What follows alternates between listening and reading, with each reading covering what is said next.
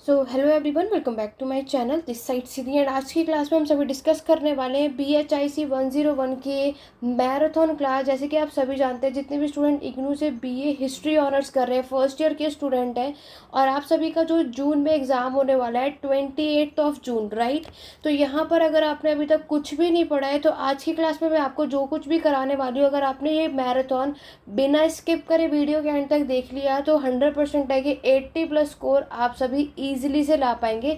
लेकिन इसके लिए आपको वीडियो के एंड तक बने रहना है। चैनल पे फर्स्ट टाइम आए हो तो चैनल सब्सक्राइब कर लो, बेल आइकन प्रेस करो, ताकि आगे आने वाली मैराथन क्लास, क्योंकि आप सभी जानते हैं अभी आपका BHI 104 का एग्ज़ाम भी है। अगर आप सभी चाहते हैं कि उसकी भी मैराथन क्लास आपको हमारे चैनल पर देखने को मिले तो उसके लिए आपको इस वीडियो को ज़्यादा से ज़्यादा लाइक शेयर करना है। अगर आप सभी का रिस्पांस बहुत अच्छा रहा तो BHIC 104 की भी मैराथन क्लास आपको मेरे वीडियो यानी मेरे चैनल पर देखने को मिलेगी।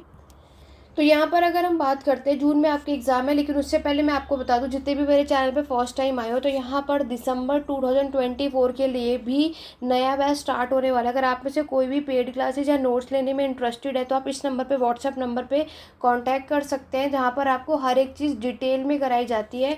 तो अगर आप हिंदी और इंग्लिश मीडियम में नोट्स प्रोवाइड होते हैं, तो अगर आपने कोई भी इस नए बैच में ज्वाइन होना चाहता है, जो कि हमारा 15 जुलाई में से स्टार्ट होने वाला है, तो जितने भी स्टूडेंट दिसंबर 2024 के एग्ज़ाम की प्रिपरेशन कर रहे हो तो यहाँ पर आप लोग इस बैच को ज्वाइन कर सकते हैं।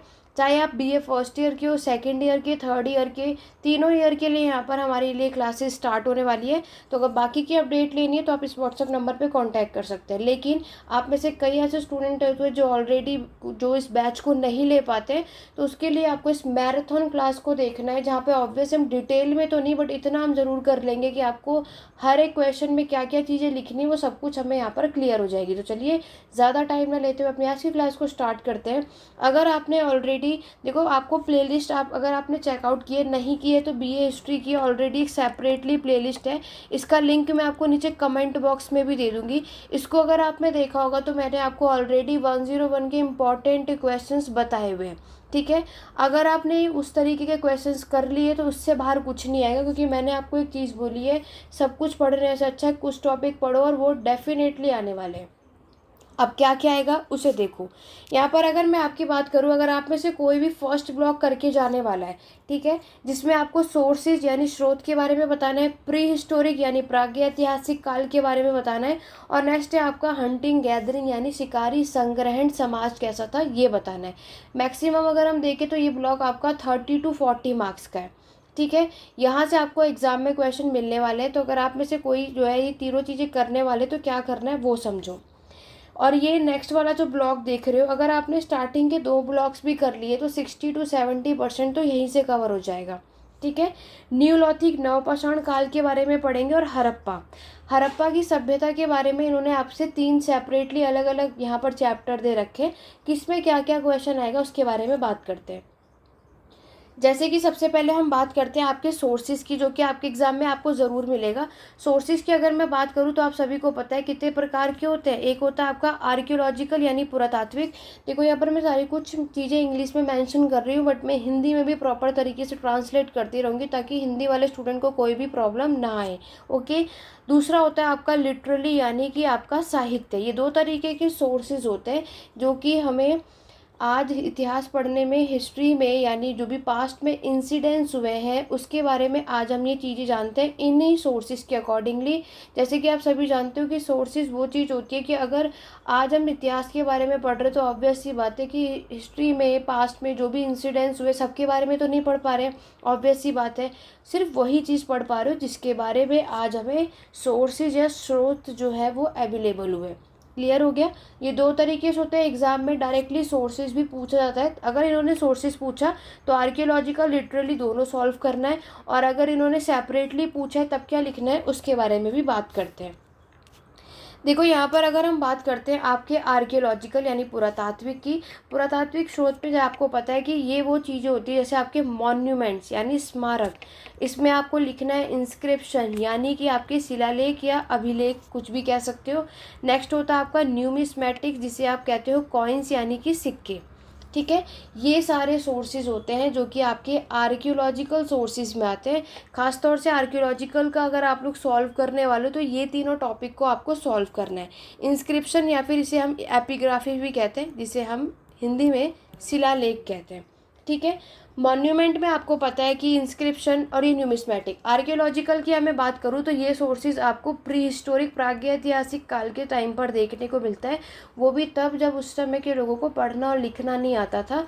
आर्कियोलॉजिकल क्या है कि जब आपको कोई भी चीज़ें मिलती है ना, चाहे वो खुदाई के द्वारा मिले, चाहे वो रॉक पेंटिंग हो, चाहे वो वॉल पे हो, तो ये सारी चीज़ें होती है आपके आर्कियोलॉजिकल पुरातात्विक स्रोत।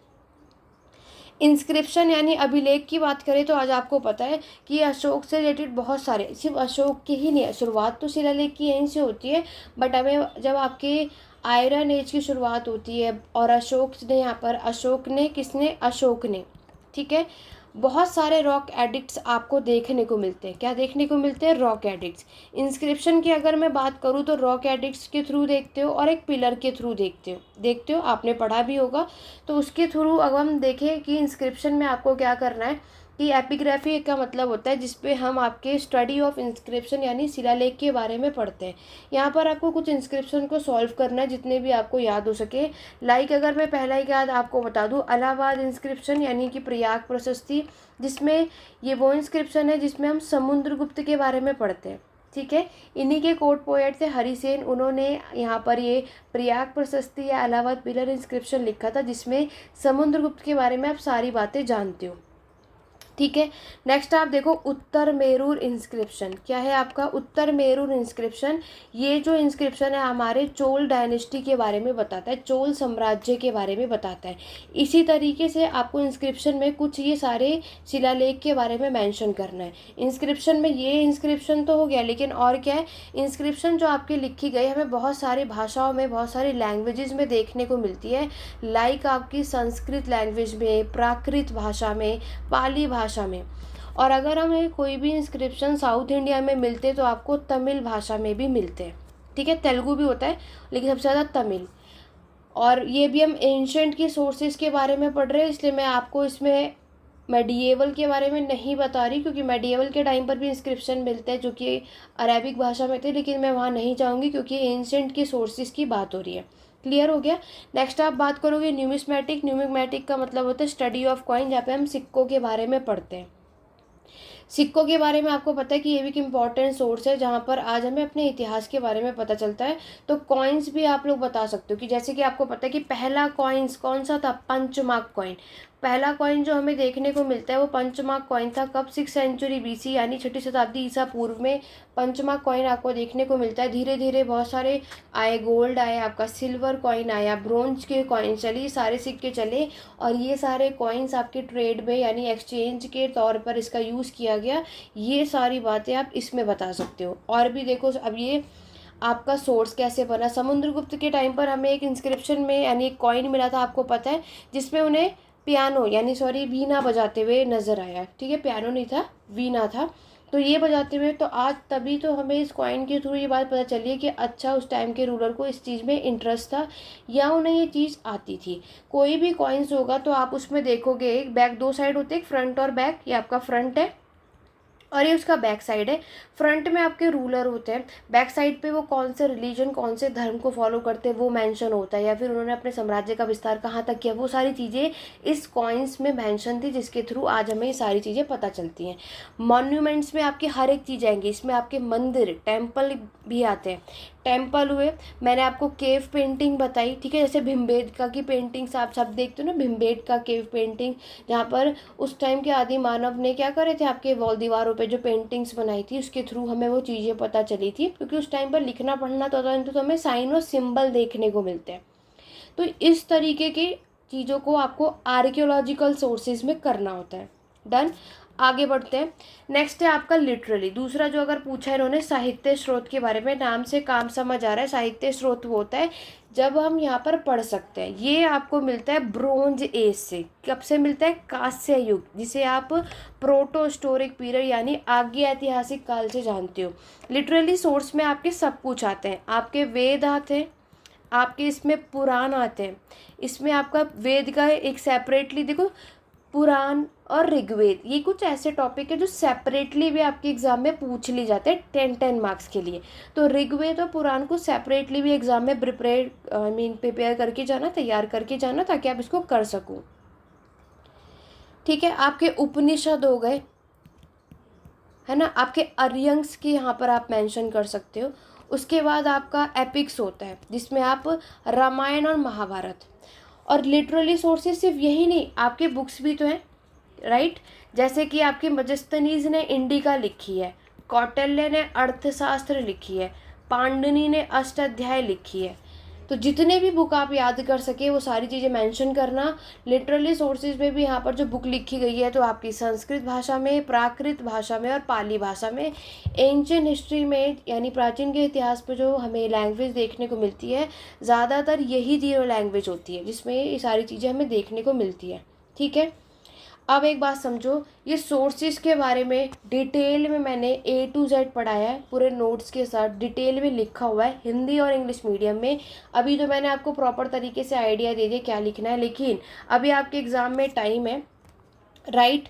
तो आप क्या कर सकते हो कि आपको एंशियंट हिस्ट्री की प्लेलिस्ट को चेक करना है। ठीक है, एंशियंट हिस्ट्री की प्लेलिस्ट है, लिंक डिस्क्रिप्शन बॉक्स में, नहीं तो एंशियंट हिस्ट्री की प्लेलिस्ट उठाकर चेक करो। सोर्सेज से रिलेटेड वीडियो डिटेल में बनाई है जिसमें आर्कियोलॉजिकल लिटरेरी सोर्स को बहुत डिटेल में मैंने बताया। ये सब कुछ आप अपने इस आंसर राइटिंग में लिख सकते हो। बाकी मैंने आपको आइडिया दे दिया है कि अगर आएगा तो क्या क्या लिखना है। डन, चलो आगे बढ़ते हैं। देखो सोर्सेज से क्वेश्चन आता ही आता है, पूछा जाएगा। नेक्स्ट क्वेश्चन देखो, प्री हिस्टोरिक पीरियड यानी आपका प्रागैतिहासिक काल। तो आपके प्री हिस्टोरिक प्रागैतिहासिक काल में आपको पूछा जाता है पैलियोथिक यानी पुरापाषाण काल, और दूसरा आता है आपका मीसोलिथिक यानी मध्य पाषाण काल के बारे में। देखो यूनिट 2nd और 3rd में से कोई भी एक आएगा, क्या पता ना भी आए, सोर्सेज तो ज़रूर आता है, और या फिर ये आता है नियोलिथिक। 2nd और 3rd में से ऑप्शनल है, आ भी सकते हो और नहीं भी, तो मैं ये नहीं कहूँगी कि वो आएगा ही आएगा, बट अगर आएगा तो क्या लिख सकते हो उसके बारे में समझना है। आपके पैलियोथिक और मीसोलिथिक, पुरापाषाण काल, मध्य पाषाण काल की बात है। पैलियोथिक को हम 3 प्रकार में पढ़ते हैं, यानी इसको 3 पार्ट में डिवाइड किया जाता है। एक होता है आपका लोअर यानी निचला, उसके बाद होता है आपका मिडल यानी मध्य, उसके बाद होता है आपका उच्च यानी अपर। 3 तरीके में आपके पुरापाषाण काल को हम पढ़ते हैं। देखो सोर्सेज के बाद अगर मैं बात करूं, देखो स्टोन एज पर भी डिटेल में एंशियंट हिस्ट्री की प्लेलिस्ट में चेकआउट कर लेना, डिटेल में जिसको पढ़ना है। सिर्फ वीडियो भी सुन लोगे तो काम बन जाएगा आपका। स्टोन एज हमारे 3 टाइप के होते हैं, एक होता है पैलियोथिक यानी पुरापाषाण काल, मीसोलिथिक मध्य पाषाण काल, नियोलिथिक नवपाषाण काल, राइट। ये तीनों को मैं एक साथ बता रही हूँ, ये तीनों को एक साथ बता रही हूँ, शॉर्ट में बता रही हूँ, जिससे आपके क्या होगा, ये तीनों चीज़ कवर हो जाएगी। यूनिट 2nd, 3rd और 4th अब जो बताने जा रही हूँ इससे तीनों चीज़ क्लियर होगी। बहुत ध्यान से सुनना आप सभी। देखो पैलियोथिक, मीसोलिथिक और नियोलिथिक, ठीक है, पुरापाषाण काल, मध्य पाषाण काल, नवपाषाण काल, डिटेल में पढ़ना है। एंशियंट हिस्ट्री की प्लेलिस्ट में देखना, बहुत अच्छे से कराया हुआ है, मेंशन भी है, लिखना क्या है कैसे, वहाँ से भी काम बन जाएगा। लेकिन मैराथन क्लास है तो इन शॉर्ट में मैं आपको बता दूँ, पैलियोथिक, मीसोलिथिक, नियोलिथिक में क्या फ़र्क है। ये तीनों ही हमारे पाषाण काल है, ठीक है। हमारे इतिहास की शुरुआत यहीं से हुई थी, जो कि हमारे 2.5 मिलियन ईयर अगो का माना जाता है। इतना आप सभी को पता होगा जो भी हिस्ट्री के बैकग्राउंड से, जो नहीं है उन्हें भी समझ में आ जाएगा, डोंट वरी। पैलियोथिक के समय की अगर मैं बात करूँ, पुरापाषाण काल, इस समय के लोग हंटिंग और गैदरिंग यानी शिकारी और संग्रहण का काम करते थे। इस समय के लोगों को सिर्फ एक ही काम आता था। इस समय के लोग क्या करते थे, सिर्फ खेती का काम, मतलब खेती तो नहीं आती थी, सिर्फ शिकार का काम करते थे। मीसोलिथिक का टाइम जैसे जैसे आगे बढ़ता है, फिर इन लोगों ने आपकी फिशिंग स्टार्ट करी, और दूसरा पेस्टोरल नोमैडिज्म यानी पशुपालन, खाना बदोशी बन गए। यानी अभी ये वो टाइम था जब इन लोगों ने जानवरों को पालतू बनाना स्टार्ट किया, डोमेस्टिकेशन स्टार्ट कर दिया था, डोमेस्टिकेशन ऑफ प्लांट्स और एनिमल्स दोनों को ही। मीसोलिथिक का वो टाइम है, जैसे जैसे टाइम हमारा आगे बढ़ा तो इन्होंने फिशिंग स्टार्ट कर दी, डोमेस्टिकेशन स्टार्ट कर दिया। अब जब यहाँ पर इन्होंने एनिमल्स को रखा तो ऑब्वियस है कि नोमैडिक यानी ये उनके फूड खाने के सर्च के लिए एक जगह से दूसरी जगह माइग्रेट करते थे। फिर नियोलिथिक जैसे और टाइम आगे बढ़ा तब आपकी एग्रीकल्चर यानी कृषि यानी खेती की शुरुआत होती है।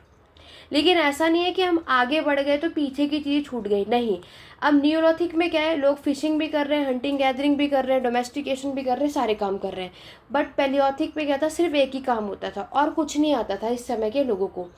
पैलियोथिक पुरापाषाण काल का आपका वो समय जब इस समय इंसान बने थे, यानी क्रमिक विकास हुआ था, एवोल्यूशन ऑफ ह्यूमन, यानी उस समय मानव जो है वो बने थे। ठीक है। आज हम जो इंसान है, हमें कौन सी स्पीसीज में माना जाता है, होमो सैपियंस, होमो हैबिल्स, होमो इरेक्टस, होमो सैपियंस, यानी आज हम जो मॉडर्न ह्यूमन है उन्हें बोलते हैं हम होमो सैपियंस। आज अगर हम पूछा जाएगा कि हम कौन से स्पीसीज में आते हैं, होमो सैपियंस में। ठीक। उसके बाद ये हमारा वो टाइम पीरियड है iron age, sorry ice age, जिसे हम हिमयुग के नाम से जानते हैं।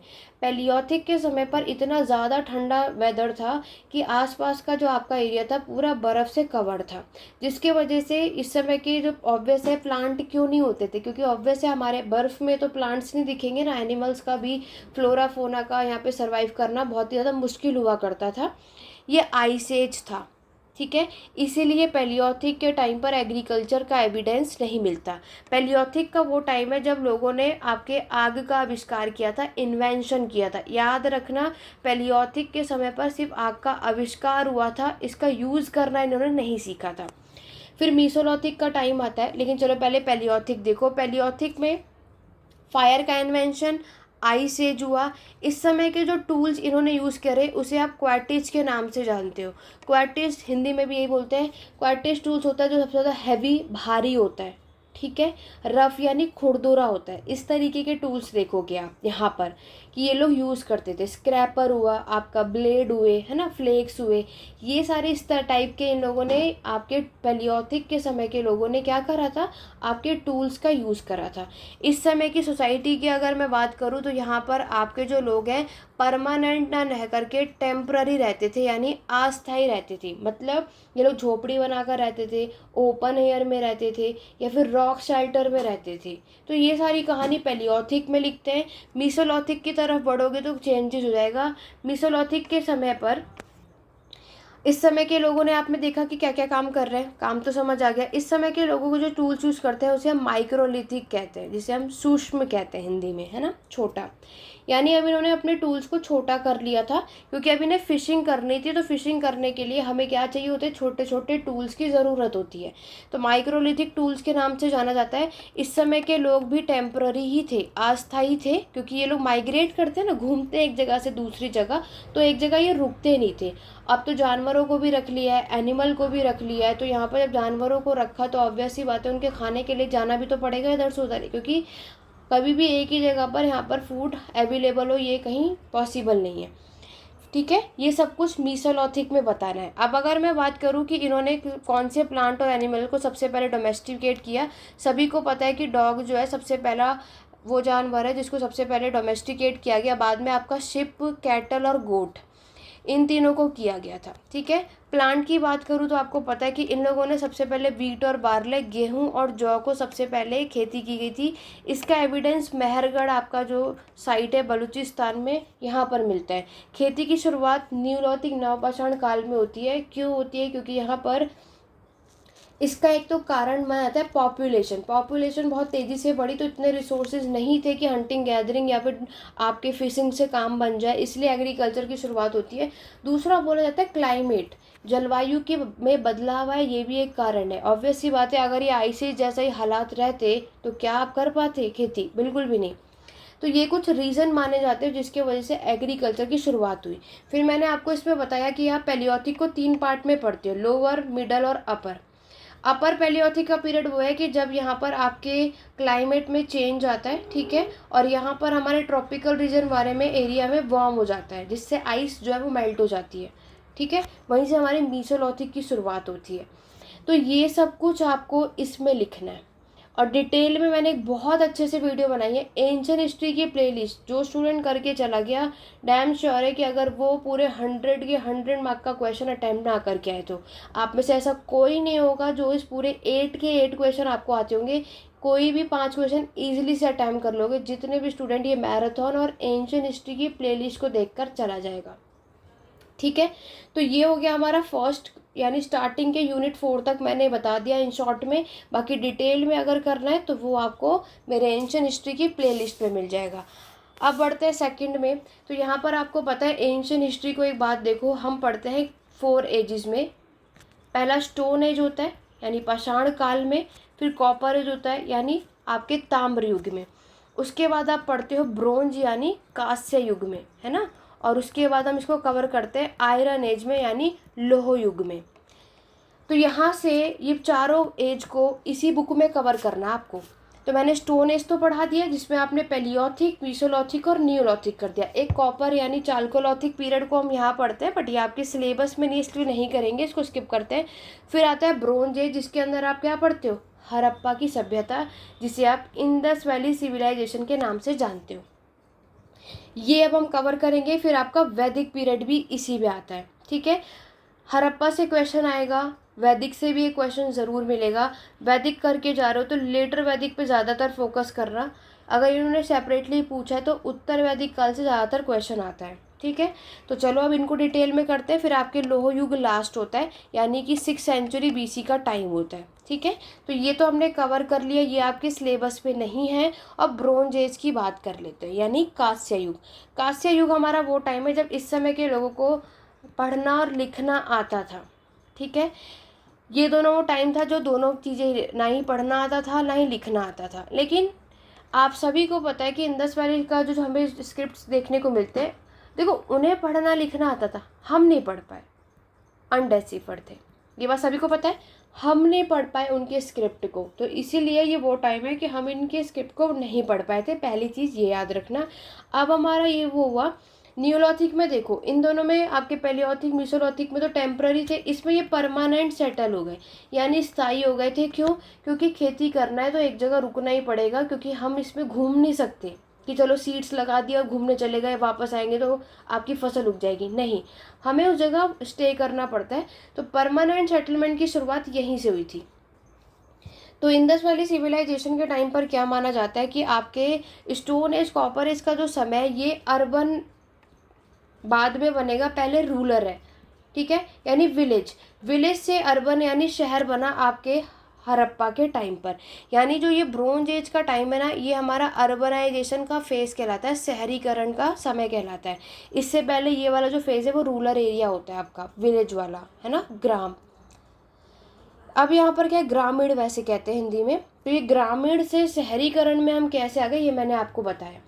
तो जब आप नियोलिथिक का डिटेल में आप देखोगे तो जब लोग परमानेंट सेटल हुए, खेती की शुरुआत हुई, तो लोगों ने बर्तन बनाने शुरू किए थे। बर्तन बनाए, इसमें वो खाना बनाते थे यानी कुकिंग के पर्पज़ से, और दूसरा स्टोरेज, जो भी अनाज हो रहा है उसको स्टोर करने के पर्पज़ से इन्होंने किया।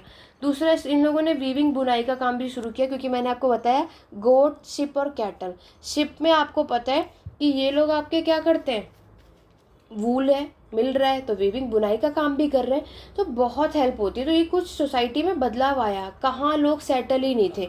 तो नियोलिथिक में क्या होता है, लोग सेटल हो गए, सब ने, जितने भी नोमैडिक पीपल थे ना, ग्रुप में जाते हैं। सबको आपको पता है खानाबदोशी लोग सिंगल नहीं माइग्रेट करते, ग्रुप में करते हैं। तो ये जब सेटल होंगे एक साथ तो ये आपका क्या बन गया, एक सोसाइटी बन गई ना, डेवलप हो गया, तो ये रूरल एरिया हमारा तैयार हो जाता है। ये चीज़ें आपको मिलती हैं। अब जब अर्बन की बात कर रही हूँ तो मैं अर्बन का यानी कि हड़प्पा की बात, यानी अब यहाँ से हमारे शहर की शुरुआत होती है, यानी अब बहुत कुछ बदलाव आया। ये ब्रोंज एज का टाइम है जब हमारी सभ्यताएं बनी। क्या बनी? हड़प्पा सभ्यता बनी। हड़प्पा के बारे में आपके एग्जाम में जो क्वेश्चन पूछे जाते हैं, इसकी सोसाइटी, इसका समाज, इसकी इकोनॉमिक, इसकी अर्थव्यवस्था, इसका रिलीजियस यानी ये कौन से धर्म में बिलीव करते थे, और इसका डिक्लाइन यानी इसका पतन कैसे हुआ। इन तीनों चैप्टर में डिटेल में यही सारी चीज़ें बताई हैं। एग्ज़ाम में कहीं से कुछ भी आ सकता है, ठीक है, कहीं से कुछ भी आ सकता है, तो ये सारी चीज़ें आपको पता होनी चाहिए। हड़प्पा पे भी डिटेल में वीडियो बनाई है और इन सब के बारे में बताया है। एंशिएंट हिस्ट्री की प्लेलिस्ट को ज़रूर देखना, आपको सारी चीज़ें क्लियर हो जाएंगी, कहीं से कुछ और पढ़ने की ज़रूरत नहीं पड़ेगी, ठीक है। अब देखो, अगर मैं आपकी बात करूँ यूनिट 5 में, तो यूनिट 5 में आप देखते हो कि हमें इसके अंदर पूछा जाता है नॉर्मली सी हड़प्पा की सभ्यता के बारे में। आपको यहाँ पर देखने को मिलता है कि कब शुरुआत हुई, कैसे शुरुआत हुई, इसका विस्तार कहाँ कहाँ पर हुआ वो सब। देखो हड़प्पा के बारे में भी हम लोग पढ़ते हैं। हड़प्पा यानी जिसको आप इंडस वैली सिविलाइजेशन, सिंधु घाटी की सभ्यता के नाम से जानते हो, इस टाइम पर जो उसकी क्रोनोलॉजिकल मानी जाती है, हर जगह अलग अलग टाइम पीरियड, 3300 ईसा पूर्व से 26 ईसा पूर्व का टाइम पीरियड है। और इसको हम अलग अलग टाइम पीरियड में पढ़ते हैं, आपके अर्ली, लेट, मैच्योर पीरियड में, है ना। अगर मैं अर्ली, लेट, मैच्योर की बात करूँ तो अर्ली का टाइम पीरियड ये मेंशन है, अर्ली का टाइम पीरियड ये है जो मैंने आपको बताया, ठीक। लेट का टाइम पीरियड आपका 1800 से 1500 ईसा पूर्व का माना जाता है। और मैच्योर की अगर मैं बात करूँ तो ये 2600 से 1800 का माना जाता है, ठीक है। अब इसमें फ़र्क देखो क्या है। अर्ली की मैं अगर बात करूँ तो इसमें बताया जाता है हमारे कुछ साइट, यानी कि कोट डीजिए आपने सुना है आमरी, ये इम्पॉर्टेंट साइट है, ठीक है। और अगर मैं आपके मैच्योर की बात करूँ तो मैच्योर में आपका मोहनजोदारो हुआ, आपका हड़प्पा हुआ, कालीबंगन हुआ, धोलावीरा हुआ, ये सारी साइट्स इस टाइम पर आई थी। लेट मतलब ये वो समय जब हमारे साम्राज्य यानी सभ्यता का, हड़प्पा का पतन हो गया था, डिक्लाइन हो गया था, ये वो फेज़ है, ठीक है। तो अब देखो तीनों में फ़र्क क्या है। अर्ली वाला जो हमारा फेज़ माना जाता है, ये वो समय जब फोर्टिफिकेशन हुआ, है ना, ये चीज़ आपको मिली, जब यहाँ पर आपके ट्रेड स्टार्ट हुआ था, ये वो टाइम था। जब मैच्योर का टाइम आया, देखो हड़प्पा में अर्बनाइजेशन, शहरीकरण का टाइम मैच्योर हड़प्पन का माना जाता है, याद रखना। इसी टाइम पर इरिगेशन सिस्टम, पोट्री बनाई गई, आपका जो ग्रेट बात है, ग्रैंडरीज है, सब कुछ इस टाइम पर मिलेगा, ठीक है। और जो लेटर है तो ये तो हड़प्पा के पूरा जो डिक्लाइन, पतन कैसे हुआ था, ये सारी बातें इसमें लिखनी है, ठीक है। तो ये सब कुछ आपको बताना है। यूनिट 6 में अगर हम देखते हैं कि यूनिट 6 में आपको देखने को मिलता है, इसमें आपको जो भी साइट्स हैं सबके बारे में बताया, लेकिन आपके एग्ज़ाम में क्या आएगा इस चैप्टर से कि आपको इसकी सोसाइटी बतानी है, समाज कैसा था, ट्रेड कौन किसके साथ किस चीज़ का करता था, और आपका रिलीजन यानी धर्म। इस चैप्टर से अगर इन्होंने क्वेश्चन पूछा तो ये यही पूछेंगे, ठीक है। तो सोसाइटी आपको पता है कि इस समय के जो लोग हैं वो आपके क्या थे, परमानेंट सेटल थे, स्थायी थे। इस समय के जो घर बने थे वो पकी हुई ईंटों के होते थे, जिसे हम बर्न्ट ब्रिक्स के नाम से जानते हैं, सभी जानते हो। इस समय के जो घर है वो क्या है, आपकी पकी हुई ईंटों से बनते हैं, ये आपको बताना है। सोसाइटी में आपको ड्रेनेज सिस्टम मिलेगा, ये भी आपको आता है। उसके बाद आप देखोगे हमें रोड्स भी मिलेंगी 90 डिग्री में। फिर आपने यहाँ पे ग्रेट बाथ भी देखा। फिर आपको यहाँ पर पता है कि आपका ग्रेट बाथ, सिटेडल, सिटेडल आपको मिलेगा, जो कि एक आपका सिटेडल था, एक में आपका नीचे लोअर टाउन में मिलता है, पता है ना सभी को। सब कुछ डिटेल में कराए, हड़प्पा की प्लेलिस्ट को चेक करना, ठीक है। तो ये सारी चीज़ें इस समय की सोसाइटी थी। ट्रेड की अगर हम बात करें तो देखो मेन था इनकी ज्वेलरी यानी ऑर्नामेंट्स, और थे आपके आइवोरी यानी जो हाथी के दांत होते हैं ना, ये चीज़ आप देखोगे। ग्रेट बात आपको पता है ना उस समय पर कैसा था। और दूसरी यहाँ पर अगर मैं रूलर की बात करती हूँ तो यहाँ पर आपको पता है हड़प्पा में मोनार्की, राजतंत्र तो था नहीं। इस समय जो देखने को मिलता है उसे आप ऑटोक्रेटिक कहते हो। क्या कहते हो, ऑटोक्रेटिक। एक पर्सन का नाम याद रख लेना, विलर या फिर स्टुअर्ट पिगट, स्टुअर्ट पिगट, ये दोनों थे जिन्होंने बताया कि सभ्यता के समय पर राजतंत्र यानी मोनार्की ना होकर के ऑटोक्रेटिक आपको देखने को मिलता है। यानी जो प्रिस्ट हुआ करते थे उस समय पर पूरा कंट्रोल इन लोगों के हाथ में हुआ था। रिलीजन की बात करते हैं, धर्म की अगर हम बात करते हैं तो आपको पता है हड़प्पा के रिलीजन में जॉन मार्शल ने, किसने, आपके जॉन मार्शल ने बताया, उन्होंने डाटा कलेक्ट किया और बताया मोहनजोदारो हड़प्पा में हमें उस समय जो सील्स मिलते हैं, एक तो प्रोटोसिवा, पता है ना आपको, प्रोटोसिवा हमें यहाँ पर देखने को मिलते हैं, ठीक है। जिसके अंदर आप देखते हो कि यहाँ पर हमें एक महायोगी, एक योगा के शेप में बैठे थे ना महायोगी, और उसके अराउंड हमें कितने टोटल 6 एनिमल मिलते हैं। इसमें आपके एलिफेंट, राइनोसोर्स, आपका बिफेलो, टाइगर और 2 आपके डियर थे, जिसे आप एंटोपोल्स भी कहते हैं, राइट। उसके अलावा यहाँ पर क्या बताया जाता है कि प्रोटोसिवा के हमें किसने बताया, जॉन मार्शल ने बताया, ये आपको याद रखना है। दूसरा इन्होंने रिलीजन में आपके मदर गॉडेस के बारे में बताया। किसके बारे में? मदर गॉडेस के बारे में यहाँ पर बताया कि ये चीज़ भी हमें यहाँ पर देखने को मिलती है। फीमेल फ्रीक्वेंस भी आपको ज़्यादातर जो पाकिस्तान की साइट्स थी वहाँ पर मिलती है। बनावली जो कि हरियाणा में आपकी साइट है वहाँ पर मिलेगी। कालीबंगन, लोथल, इन सब में हमें फायर ऑल्टर्स का भी एविडेंस देखने को मिलता है। इसके अलावा ये लोग आपके ट्री यानी पेड़ की भी पूजा करते थे, उनकी भी वर्शिप करते थे, ये आपको याद रखना है। बाकी नेचर वर्शिप तो है ही, जो कि हमारे स्टार्टिंग से चलती हुई आ रही है। अगर मैं आपके इन सब की बात करूँ, स्टोन एज की बात करूँ, तो इस समय के लोग भी वर्शिप करते थे, लेकिन वो नेचर वर्शिप होती थी, कोई स्पेसिफिक देवी देवता नहीं हुआ करते थे। ठीक है, अब बढ़ता है हमारा लास्ट चैप्टर। आपके इस लास्ट चैप्टर में मैक्सिमम डिक्लाइन आता है कि आखिरकार इस साम्राज्य का पतन कैसे होता है। तो ये बात आपको भी पता है कि इस पर कॉन्ट्रोवर्सी है। कोई कहता है कि अर्थक्वेक आया, कोई कहता है ड्रॉट यानी सूखा पड़ने की वजह से, किसी का कहना है कि फ्लड यानी बाढ़ आई, और किसी का मानना है आर्यन इन्वेजन यानी आक्रमण किया था आर्यंस ने। तो ये सारे कारण माने जाते हैं जिसके वजह से इंडस वैली सिविलाइजेशन क्या यानी सभ्यता का पतन होता है। अदरवाइज इस पर भी क्या है, डिबेट है यानी मिस्टीरियस है ना, हमें एक्चुअल नहीं पता है कि आखिरकार इस सभ्यता का पतन कैसे हुआ है। इसी वजह से हर एक स्कॉलर के अपने अलग अलग व्यूज़ माने जाते हैं या फिर कहे जाते हैं। ये अप्रॉक्सीमेट 1900 ईसा पूर्व का टाइम था जब ये सभ्यता का पतन हो गया था। वैसे तो हर जगह ये अलग अलग टाइम है। ठीक है, तो ये मैंने आपको बता दिया, हड़प्पा में ये सारी बातें आपको पता होनी चाहिए। अच्छा, इकोनॉमिक रह गई ना, अर्थव्यवस्था। अर्थव्यवस्था की बात करें तो इस टाइम पर भी वही देखो, किसी का भी हो, एग्रीकल्चर इनका मेन ऑक्यूपेशन था।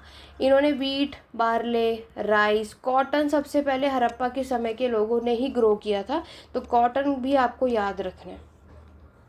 इरिगेशन सिस्टम भी आपको मिलेगा हर एक घर के बाहर। हमें मोहनजोदारो में हर एक घर के बाहर कम से कम कितने 700 प्लस कुएं मिले थे। इसका मतलब यानी मोहनजोदारो में हमें सारी चीज़ देखने को मिलती है। इस समय के जो लोगों के घर होते थे रेक्टेंगुलर शेप के होते थे। ठीक है, और ये सब कुछ आपको इसमें मेंशन करना है कि पूरी सोसाइटी में इनका स्ट्रक्चर, आर्ट और आर्किटेक्चर कैसा है, ये सारी बातें बतानी है। डन। अब आओ आगे बढ़ते हैं। नेक्स्ट वाला जो ब्लॉक है, देखो स्टार्टिंग के ब्लॉक भी हमने कर लिए 20, 40, 50 प्लस 3 टॉपिक। अभी तक मैंने जो आपको कराया है, मैंने आपको क्या बताया, सोर्सेज पढ़ के जाओ, स्टोन एज पढ़ के जाओ। ठीक है, और नेक्स्ट हुआ आपका हड़प्पा। ये तीनों अगर आपने कर लिया तो 50 से 60 मार्क्स, वैसे प्लस भी है, वैसे तो मैं 60 मार्क्स का लेके बता रही हूँ। 60 मार्क्स यानी 3 क्वेश्चन आपको यहाँ से ज़रूर मिलेंगे। फिर आता है आपका वैदिक, इसे भी लिख लो, सब पढ़ने से अच्छा है इसे पढ़ो। वैदिक भी आएगा। वैदिक अगर आएगा तो मैंने आपको क्या बताया, इसको वैदिक पीरियड को हम 2 पार्ट में पढ़ते हैं, अर्ली और लेटर वैदिक पीरियड यानी ऋग्वैदिक काल और उत्तर वैदिक काल। ये 2 समय में हम इसको कवर करते हैं, जिसका टाइम पीरियड 1500 से लेकर के आपके 1000 ईसा पूर्व का माना जाता है, और लेटर वैदिक का आपके 1000 से लेकर के 600 ईसा पूर्व का माना जाता है। राइट, अब मैं दोनों के बारे में बता देती हूँ डिफरेंस। अर्ली और लेटर में देखो, आपके अर्ली और लेटर वैदिक में सबसे ज़्यादा लेटर आते हैं, मैं आपको बता देती हूँ, लेकिन फिर भी डिफरेंस देखो। अगर मैं अर्ली की इकोनॉमिक की बात करूँ तो ये पेस्टोलिज्म, पशुपालन पे डिपेंड थी। लेटर की मैं अगर बात करूँ तो इन्होंने अपना मेन ऑक्यूपेशन एग्रीकल्चर बनाया था। इनकी जो मेन वेल्थ थी वो थी कैटल, काओ जिसे आप कहते हो। ठीक है, और अर्ली यानी जिसे हम ऋग्वैदिक काल के नाम से भी जानते हैं, इस समय पर हमें देखने को मिलता है कि यहाँ पर इनइक्वालिटी नहीं थी, इक्वालिटी थी। कैसे थी, और यहाँ पर इनइक्वालिटी आपको नज़र आएगी। कैसे आएगी, क्योंकि लेटर वैदिक पीरियड में इस समय के लोगों ने आपके जो 4 वर्ण सिस्टम है ये लेकर आए और इसको एक्सेप्ट किया था। अर्ली वैदिक पीरियड में 4 वर्ण सिस्टम नहीं था, जिसमें आपके ब्राह्मण, क्षत्रिय, वैश्य और शूद्र, ये चीज़ें हमें लेटर वैदिक में देखने को मिलती है, जिसकी वजह से सोसाइटी में इनइक्वालिटी आती है। ठीक है, इस समय पर आपको असेंबली मिलेगी अर्ली वैदिक पीरियड में, जिसमें आपको सभा, समिति और आपका विधाता, 3 तरीके की असेंबली हुआ करती थी। लेकिन लेटर वैदिक पीरियड में ये असेंबली नहीं हुआ करती थी। ठीक है, इन्होंने असेंबली कोई चीज़ रखी नहीं, क्योंकि यहाँ पर इसकी कोई नीड हुआ करती नहीं थी, ये कह सकते हैं। तो ये अर्ली और लेटर वैदिक पीरियड में आपको सोसाइटी, इकोनॉमिक, पॉलिटिकल स्ट्रक्चर कैसा था, जो मैंने आपको बता ही दिया कि असेंबली होती है यहाँ पर, और यहाँ पे 4 वर्ण को इम्पोर्टेंस दिया गया था, यहाँ पर नहीं दिया गया था। ये चीज़ें आपको बतानी है। साथ में रिलीजन भी बताना है, धर्म के बारे में बताना है। ठीक है, अग्नि, इंद्र और सोम, इनकी इम्पोर्टेंस अर्ली वैदिक में ज़्यादा थी, लेटर वैदिक में आके इनकी इम्पोर्टेंस को ख़त्म कर दिया गया और ये विष्णु और शिव में ज़्यादातर बिलीव करने लगे थे। तो ये वैदिक पीरियड है। अर्ली और लेटर दोनों मैंने आपको बता दिया। वैसे तो ये लेटर वैदिक ज़्यादातर पूछते हैं, बट अगर इन्होंने वैदिक पीरियड पूछ लिया तो, या फिर सोसाइटी पूछ लिया, इकोनॉमिक पूछ लिया, तब भी आपको इन दोनों की ही बारे में बताना है।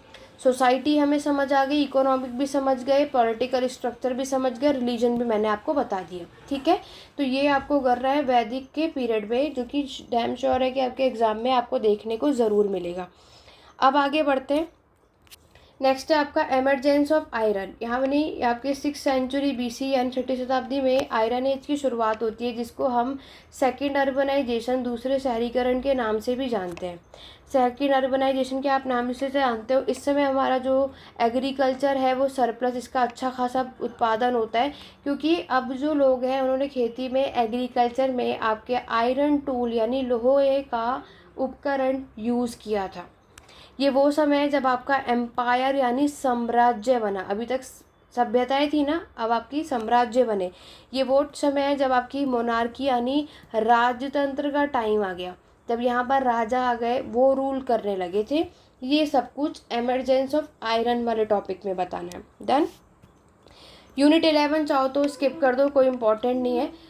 यूनिट 12 को छोड़ना मत, कोई भी मत छोड़ना। देखो, अगर कोई कुछ भी नहीं पढ़ के जाना चाह रहा, सब कुछ नहीं, तो स्टार्टिंग के 3 ब्लॉक में टॉपिक बता दिए करो। बुद्धिज्म, जैनिज्म, आजीविका वेरी इंपॉर्टेंट है। एग्जाम में तीनों नहीं तो 2 तो रिलीजन देगा ही देगा। जैनिज्म, बुद्धिज्म, आजीविका सब मैंने डिटेल में कराया, एंशिएंट हिस्ट्री की प्लेलिस्ट में देखना, शॉर्ट में बता देती हूँ।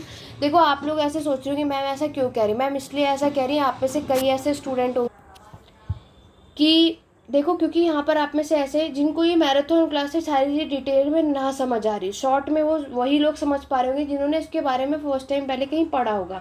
लेकिन अभी आपके एग्जाम में टाइम है, 2 दिन का समय है, तो मैं चाहती हूँ कि आप लोग उस एंशिएंट हिस्ट्री की प्लेलिस्ट की सारी वीडियो को चेकआउट करो, उसको ज़रूर डिटेल में देखो। अगर आप में से कोई नोट्स भी चाहता है तो नोट्स हिंदी इंग्लिश दोनों में अवेलेबल है।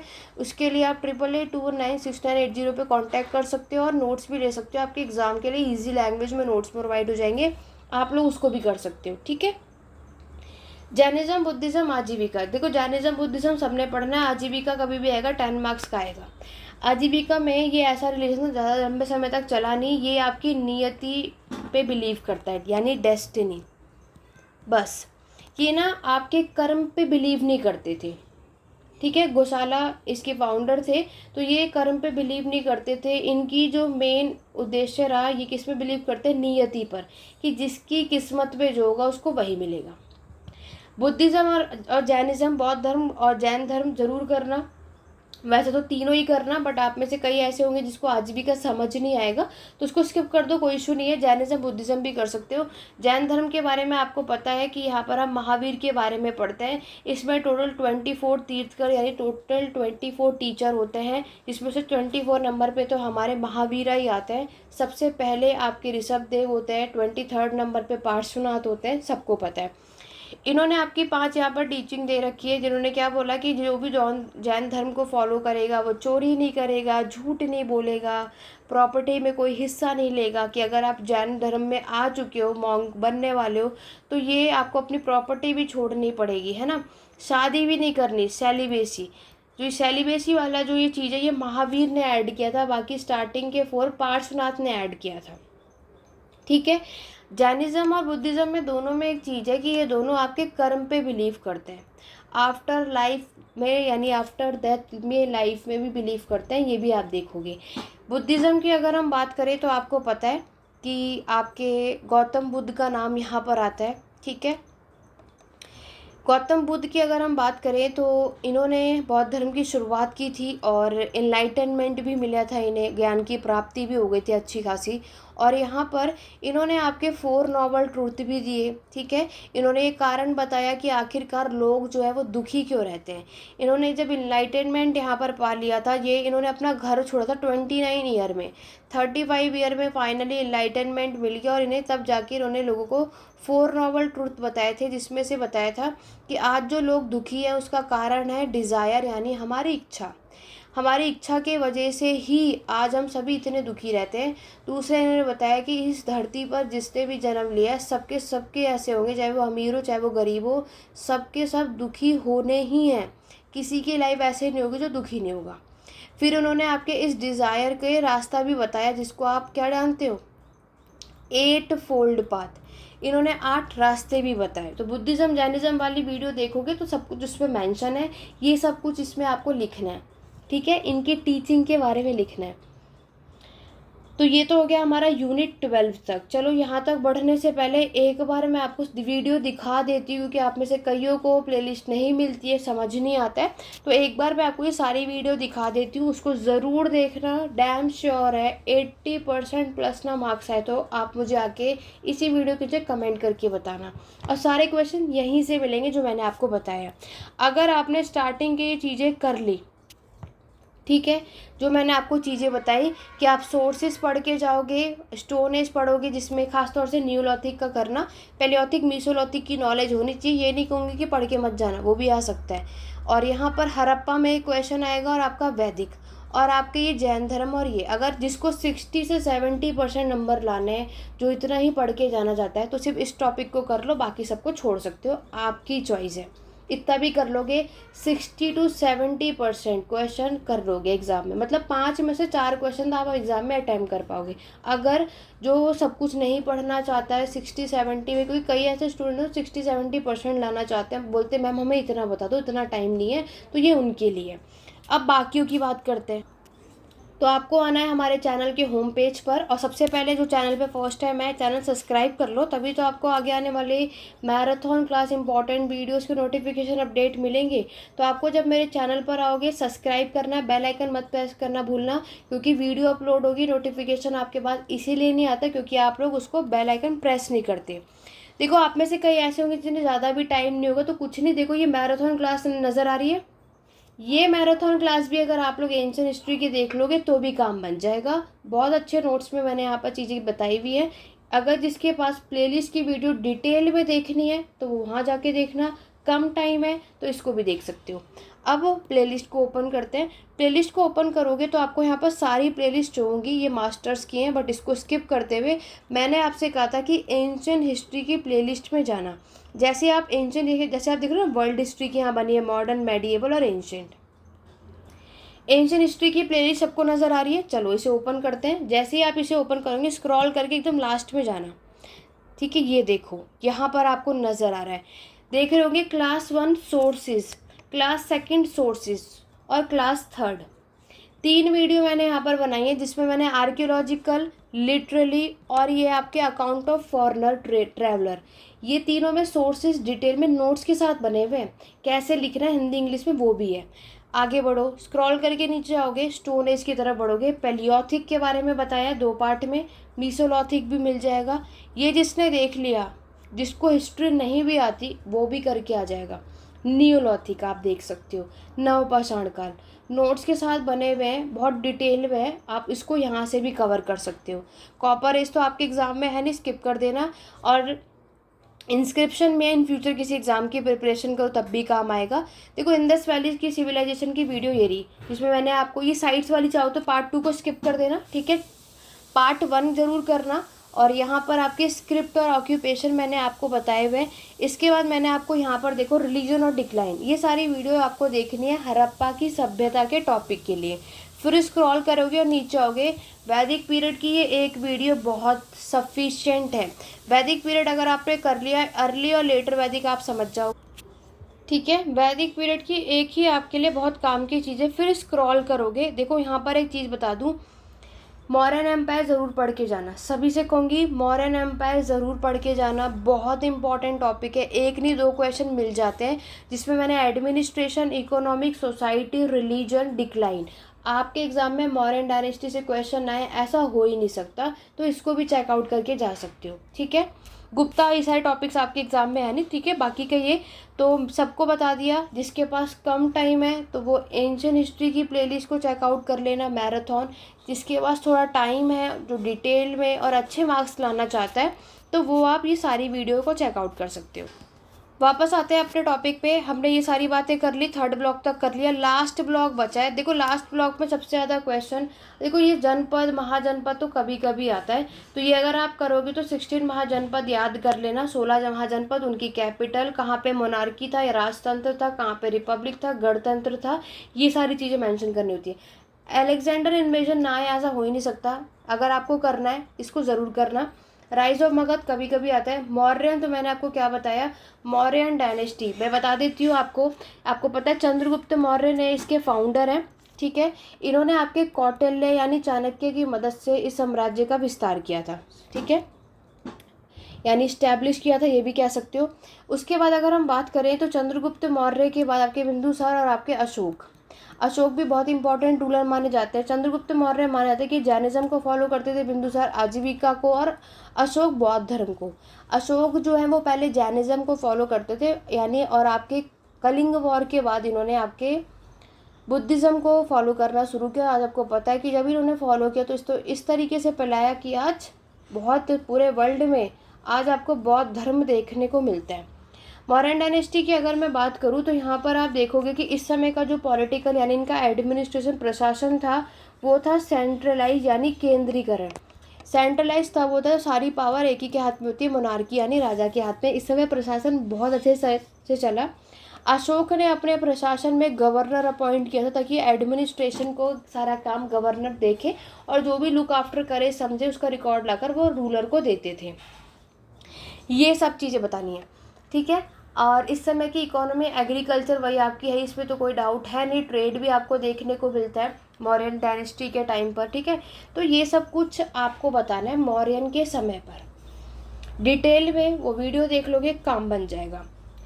और फिर आपकी राइज ऑफ मगध भी आता है। राइज ऑफ मगध की अगर हम बात करें तो आपकी इसमें 3 डायनेस्टी आती है। हरियंग डायनेस्टी, देखो लास्ट वाले ब्लॉक से तो खास तौर से मैं आपको सब पढ़, क्योंकि अब इतना टाइम नहीं है कि सब पढ़ूँ, तो ज़्यादातर ये अलेक्जेंडर वाला, सॉरी हाँ यस, और मौर्यन डायनेस्टी ये कर लो। मैं ये नहीं कहूँगी कि बाकी के नहीं आते, आते हैं, ये कभी भी आएगा, 10 मार्क्स का आता है। इस पर भी एंशिएंट हिस्ट्री में वीडियो है बनी है, इन तो मैराथन क्लास देखोगे उसमें भी बनी है। और मौर्यन तो आपको करना है, इसमें ये वाली वीडियो भी है जिसमें आपकी हरियंग डायनेस्टी, सिसुंग डायनेस्टी है ना, ये डायनेस्टीज भी मैंने आपको एंशिएंट हिस्ट्री की प्लेलिस्ट में बनाया हुआ है, आप उसमें उस वीडियो को डिटेल में देख सकते हो। जिसने वो देख लिया टाइम निकाल के, क्योंकि अभी आपके पास 2 दिन का समय, ठीक है। कितने दिन का समय? 2 दिन का समय आज, क्योंकि आप 25 है आज और आपका एग्ज़ाम 28 को है। चलो हर कोई स्टूडेंट आज ही ये वीडियो नहीं देखेगा, कोई ऐसा होगा जो 26 को देखेगा या कोई 27 को, तो आपके पास अभी भी टाइम है, इसको देख लेना, ठीक है। तो ये था, क्योंकि देखो इस समय की टाइम पीरियड 6th सेंचुरी है, 200 से ईसा पूर्व तक की कहानी बतानी होती है। जेंडर पर्सपेक्टिव से इन सब से भी आएगा, बट कोई इशू नहीं है। 8 में से 5 क्वेश्चन करना है, इतना टाइम तो है नहीं कि सब कुछ पढ़ के चले जाए, तो बेटर है, सब पढ़ने से अच्छा है कि जो चीज़ें पढ़ रहे हो वो बेटर तरीके से आप सभी करके जाओ, ठीक है। मौर्यन डायनेस्टी में आप इनके प्रशासन में आप बता सकते हो कि इनकी जो मिलिट्री थी, है ना, इनके जो मिलिट्री एडमिनिस्ट्रेशन आप देखोगे तो आपको इसमें इन्फेंट्री यानी जिसे आप क्या कहते हो, पैदल यात्री के सोल्जर्स होते हैं, कैवलरी, चैरियट्स, ये सब मिलेंगे। स्पाई सिस्टम भी होता था, जासूस भी मिलते हैं, है ना, जासूस क्यों होते तो आपको भी पता है। एलिफेंट, इस सारे तरीके से मिलेंगे। आज हम मौर्यन डायनेस्टी के बारे में पढ़ते हैं, इसके बारे में इकोनॉमिक, सोसाइटी, जो कुछ भी इसका प्रशासन जो हमें पता चलता है वो इसके बहुत सारे सोर्सेज हैं। एक है आपका मेजिस्थिनीज की इंडिका और दूसरा है आपका कौटिल्य की अर्थशास्त्र। ये 2 इम्पॉर्टेंट सोर्स हैं, और भी हैं, अशोक के एडिक्ट्स भी हैं, लेकिन आप सबसे ज़्यादा देखोगे कि तो ये इंपॉर्टेंट सोर्स है जिन्होंने हमारे मॉडर्न के एडमिनिस्ट्रेशन, इसकी इकोनॉमिक, इसके पॉलिटिकल, ये सारी चीज़ें आपको यहाँ पर बताई हैं, ठीक है। तो ये सब आपको लिखना है मौर्यन डायनेस्टी में। और श्योरिटी है, 2 क्वेश्चन तो पूछ लेते हैं। एक बात मैं ज़रूर कहूँगी, इसमें जो अशोक का टॉपिक है ना, और अशोक धम भी आ जाता है। अशोक धम मतलब धर्म, इन्होंने अपने धर्म के बारे में बताया है कि पीस के बारे में बताया है कि हमें हर एक रिलीजन की रिस्पेक्ट करनी चाहिए, बड़ों की आदर करना चाहिए। इन्होंने अपने इसमें एडिक्ट में मेंशन भी किया है कि हर एक इंसान इनका एक बच्चा है। ये सब कुछ इन्होंने इसमें मेंशन किया है। तो अशोक धम भी 10 मार्क्स में हमें देखने को मिल जाता है, तो ये सब पढ़ के चले जाना। तो ये कम्प्लीटली BHIC 101 की कंप्लीट मैराथन क्लास है। तो आप लोग इसको खूब सपोर्ट करें, खूब प्यार दें। तो वीडियो को लाइक शेयर करो, ठीक है, और कमेंट करके इसी वीडियो के नीचे ज़रूर बताना कि आज की क्लास में जो भी इंपॉर्टेंट क्वेश्चंस मैंने आपको बताए, आपके जून 2024 में कितने क्वेश्चंस आए, कितने नहीं। तो आगे आपको इसी तरीके से हमारे चैनल पर वीडियोस देखने को मिलती रहेंगी। हम दिसंबर के एग्ज़ाम की भी प्रिपरेशन, इस बार वीडियो कम है चैनल पर, बट आगे आने वाले दिनों में ज़्यादातर देखने को मिलेगी। उसके लिए वीडियो को लाइक शेयर करो, चैनल सब्सक्राइब करो, कमेंट करके अगर रिस्पॉन्स अच्छा रहा कि मैम वीडियो अपलोड करो। ज़्यादातर स्टूडेंट अगर मेरे यूट्यूब चैनल पे BA हिस्ट्री के भी हैं तो आपको ज़्यादातर चैनल पर वीडियो ज़रूर मिलेगी। कोई भी डाउट या क्वेरी कमेंट के थ्रू ज़रूर बताना। और मैराथन BHIC 104 की चाहते हो तो कमेंट कर सकते हो। जितने ज़्यादा कमेंट होंगे उतनी जल्दी मैराथन क्लास आपको मेरे चैनल पर देखने को मिल जाएगा। और पेड क्लासेस या नोट्स चाहिए तो 88296980 अभी भी आपके पास टाइम है, तो व्हाट्सएप के थ्रू बाकी की अपडेट ले सकते हो। तो चलिए स्टूडेंट, आज की वीडियो में बस इतना, मिलते हैं अपने नेक्स्ट वीडियो में। Thank you for watching.